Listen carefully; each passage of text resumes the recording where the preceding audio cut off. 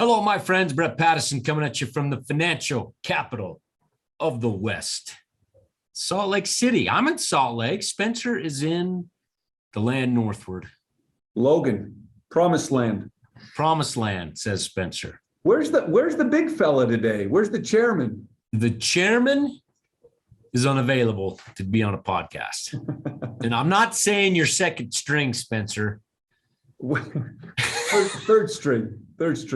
I don't know if I'd even put you at third string. You're first. You're first when Brian's gone. I'm the eighth man up. Eighth man up, but great to see you. We have an important topic to discuss today. We are still in the midst of a bear market, and so we want to talk about the bear market and a couple conversations we've had with clients and some comedy that I've watched from two people I really like on CNBC.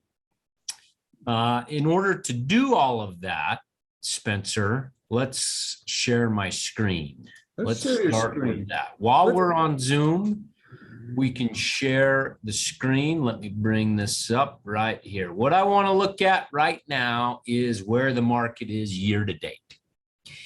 The market year to date is S&P down, and this is including today, 16.99, so 17%. The Russell 2000, which is at a pretty decent rally, is down 19.5, and the bear market still is blasting the Qs down 24.27. So that's where we are year to date. And the interesting thing with that, Spencer, is I'll bring up another chart. This is since the market lows of June 16th. The NASDAQ has rallied 11.11, the Russell 2000 9.3, and the S&P 7.6%.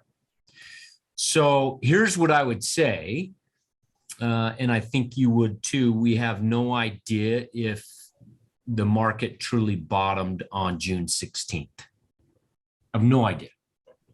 Right? Has inflation peaked? I kind of think it has, but we'll find out here in the next PPI reading. So the market has, though, rallied quite a bit off of its lows, and that has brought in an argument of, are we heading into a new bull market, or are we still in a bear market? Spencer, what do you think? Bull or bear? Oh, that's a great question, Brett. I don't know. And that's a boring answer.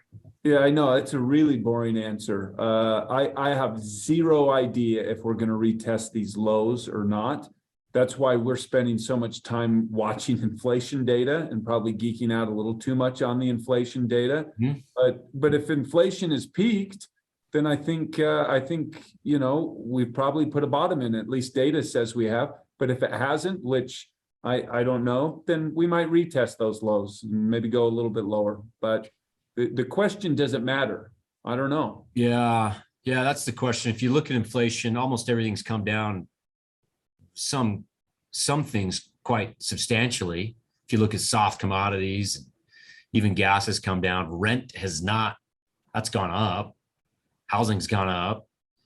So it's going to be interesting to see what happens. But to your point, does it matter? Well, that's what we want to talk about today.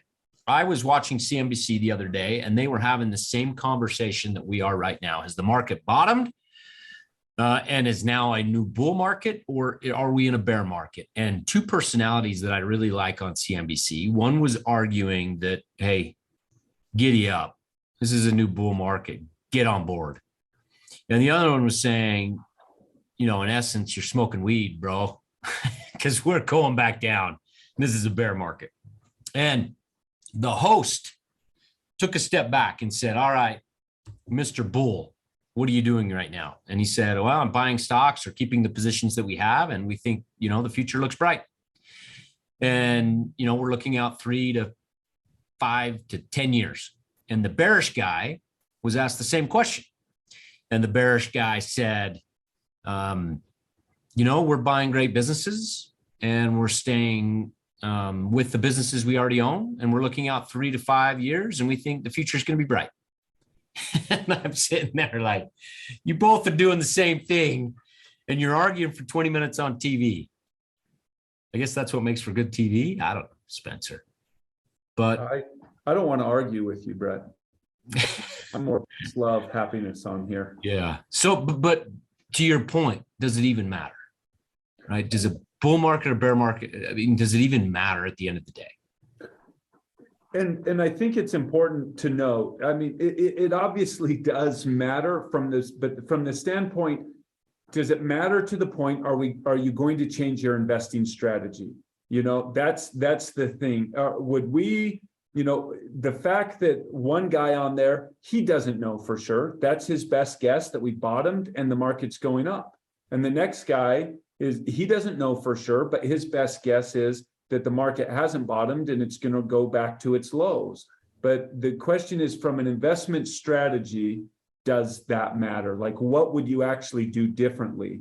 And I think you have some really interesting data to dive into to kind of back these guys' strategy of staying invested and sticking with good businesses.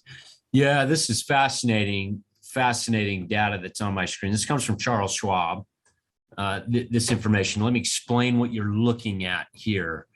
The bottom of the screen has the data, the top part, just the returns. And so let me explain the data so the returns make sense. Okay. This is an individual from 2001 to 2020 is the time frame. So if somebody from 2001 to 2020, think of everything that's happened between 2001 and 2020. I mean, you've had wars, you've had terrorist attacks, you've had pandemics, you've had global chaos and defaulting on tons of debt. You've had, I mean, make a list. Okay. This individual stayed invested the entire time, $500,000, jumped in, rode the highs, rode the lows, just stayed in the entire time. And the ending value of that was 1.975, almost 2 million. Their return annualized over that time frame was 7.5%.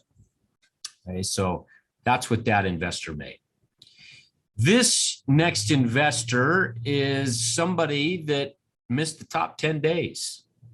All right. And when we say miss the top 10 days, that was almost 14% of the days during this time period.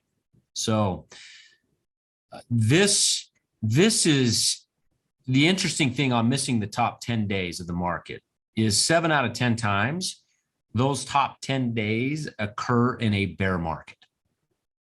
So you could almost say, repeat that, Brett. I was fascinated by that statistic. 7 out of 10 of these, so 70% of the time, these top 10 days occur during a bear market, or really when the top worst days or worst months, or however you want to phrase that, are occurring. Generally, those top 10 days, and we saw it in the NASDAQ over the, since June 16th, it's up 12% almost, right? It's that. Well, that's a huge rally in the midst of a bear market. So these top 10 days generally occur 70% of the time during the worst time frames of the market. Interesting. Does that help? Yeah, that does. Thanks for clarifying that. Okay, and I'm saying this investor really is just data. The top 20 days, right, 27% of the time occur in the similar time frames during the worst times of the market. Top 30, top 40. Okay, so if you just miss the top 10 days, your return goes from 7.5% to 3.4%, which is crazy. Hey, I did the math over that 20-year period that there's 7,300 total days, and you're just missing the top 10 of them, and it knocks it in half, right? The top 10 each year. Yep. Yep. So 14% of the days Yeah. are what you're missing through that time frame. Yeah. And your return, almost a $2 million investment, goes down to $1 million.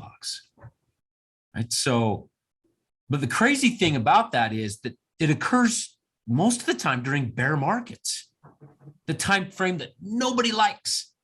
Hey, the top 20 days, horrible, 0.1%. And when you miss the 30 and 40 top days, you start underperforming and start losing money. So time, it's the phrase in our industry is time in the market's more important than timing the market. And I had a couple conversations recently with some people that I love. And, some of them were saying, you know what, Brad, I just want to invest when all this is over. I'll get in. Right. And don't invest my money yet. Let's wait until I feel better about it, or when the market's done, when the bear market's over. Well, the data doesn't support that that's a wise decision. Stay invested in those great companies. The other thing to that is the question I pose to them is, what does that mean? Does that mean that we'll get in when the market's up 10% or down another 10%, or when the market's back to all-time highs? Like, what does it mean to get in back in the market when the bear market's over? I don't understand when I would invest. And then it creates a cloudy picture to where you're probably then missing 20 days instead of 10, and your returns go from 7.5 to 0.1. Well, If you just want to be investing in good times. I'd say on that as well, once again, well, how does this data affect our portfolio management and investment making decisions?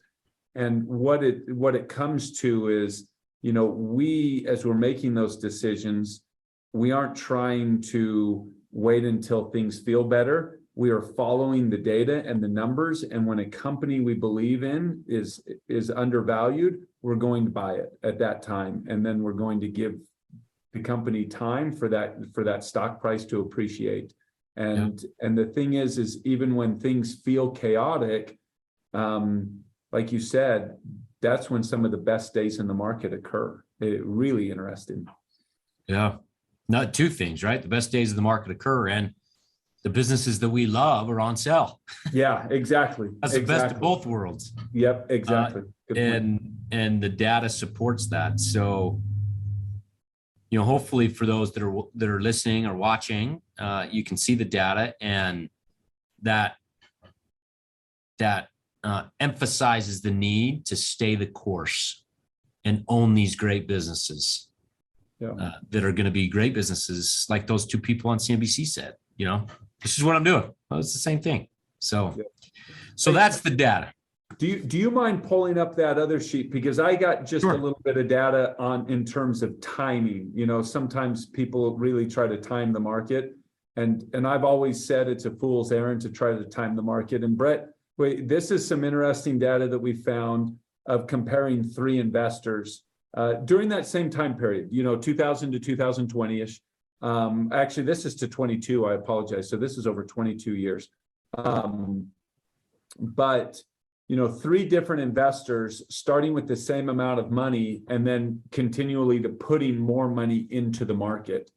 And you can see over that 22-ish year period, start with $5,000, and then you've got three. Investor number one timed it perfectly.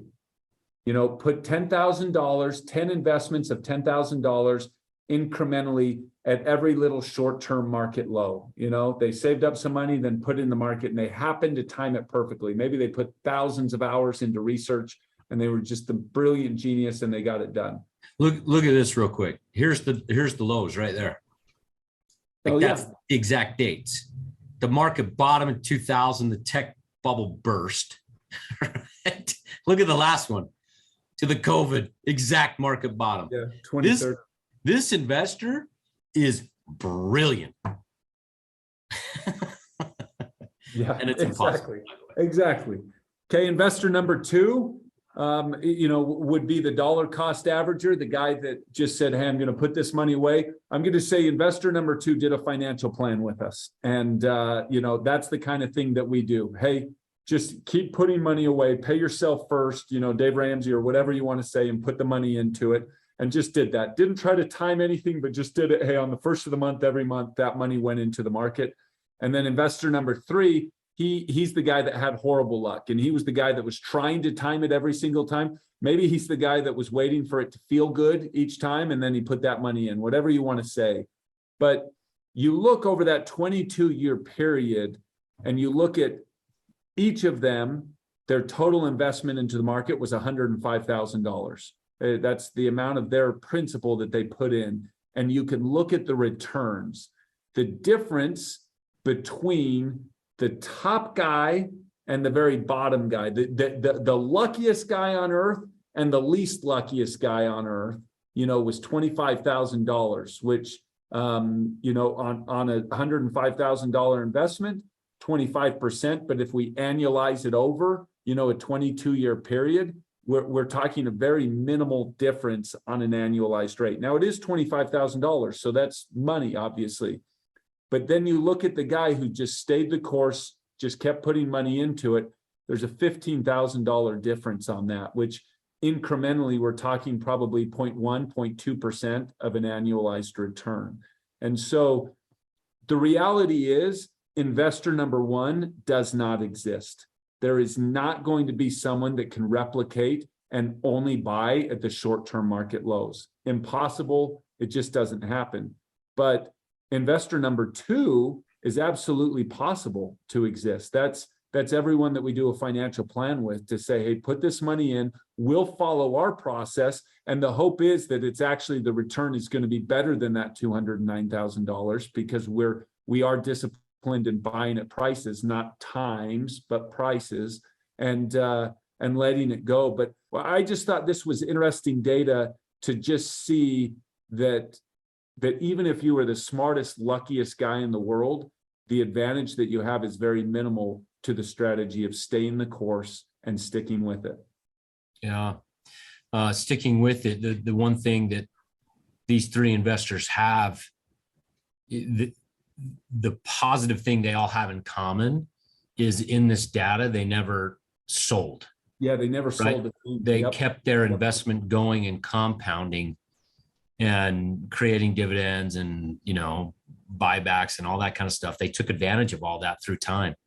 Yeah. But fascinating. At the end of the day, even the guy or the gal that's investing at all the market highs, which you can see right here. And if you look at these dates and the market, it's kind of funny. Like the peak of everything they're buying, they still made money. And why? Because you own great businesses and you let them create earnings for you, which just creates wealth for you over time. And that's the name of the game. So what's the overall, with both things that we've talked about and both examples that we've shared, Spencer, what's the underlying message that our clients and friends, that you would tell our clients and friends with this information? You want me to put a bow on this? Put a bow on this, baby. Okay, well, we're going to go basketball. Okay. When you start the game and you go on a 12-0 run and you're up and everything, don't get too excited, because there's a lot more to go. And then in addition, when the team comes back and you're down 12 points, don't get too low. But the key is to stay in the game and to keep going. Don't try to jump in and out, because those that jump in and out of the market are the ones that are really, really punished, versus those that stay in the game. And I think this data is important, but I think the data you shared on just missing those top 10 days in the year completely changes the opportunity to generate wealth. And so my message is, stay in the game. That's the key. And I think our clients are continuing to do that, and we'll continue to do the best we can to find great businesses that we're playing with. And so that's my message. I don't know if you want to put a bow on it. No, that is perfect. Agree 100%. We had to Hopefully do a that basketball helps. analogy. We haven't done a basketball analogy in a while. We haven't. I was thinking football because we're moving into football season. At least in my house, we are. Although baseball, Yankees are doing great, Spencer. I won't say anything. All right. I won't say anything. Let me cough. All right, my friends. Well, thanks for listening. Hopefully this information is calming and you can learn from it. And just know that we are doing everything on our end to stay disciplined to our approach and to the information that we shared today. So with that, until next time, goodbye now.